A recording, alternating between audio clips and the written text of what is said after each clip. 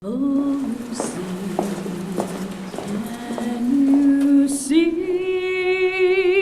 In this room is the foundation of our freedom of our country. By the dawn's early light. Order. And we live in a nation that actually appreciates our service and says thank you. O'er the ramparts we watched. It is with thanks to our nation's veterans that we honor them for their faithful service to our country and for what they have done to defend and preserve our freedom. Was so gallantly streaming. It's our privilege and our pleasure to honor our veterans and the sacrifice that they've made for this country.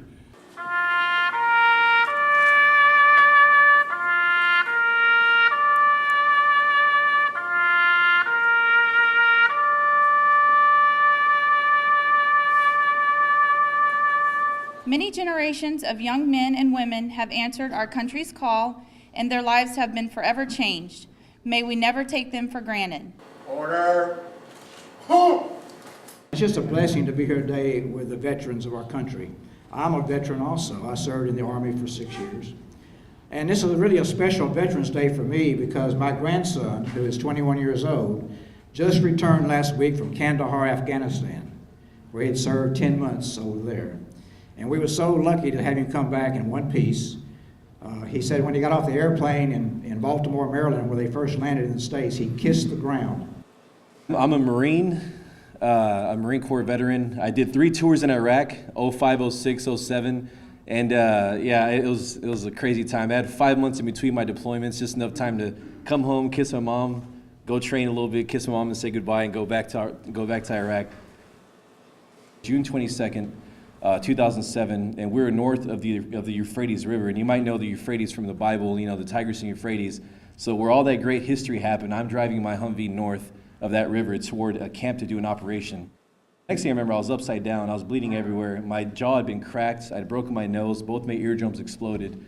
I had a lower back injury. I had burns and shrapnel on the right side of my body, you know, and a piece of something in my left eyeball. So I was all jacked up. I had a brain injury as well from the explosion. And so I'm laying upside down. I can't even stand up without falling over. You know, I'm very delirious. And I realized that the men around me are injured. And so I did first aid on them, got the situation under control. And I remember I decided at that point not to acknowledge that I was hurt. You know, so I helped the guys around me, and the medevac came. And I'll never forget, I took pictures of the Humvee and of myself. And I looked at it, and after it was all said and done, I stood there as the helicopter was coming in. I was like, wow, I survived that. I am alive. And I could not believe that I had survived another one. And I fell on my knees, and I thanked God. And I was like, thank you, God. I don't know why you spared my life, but I promise I'm going to do something good.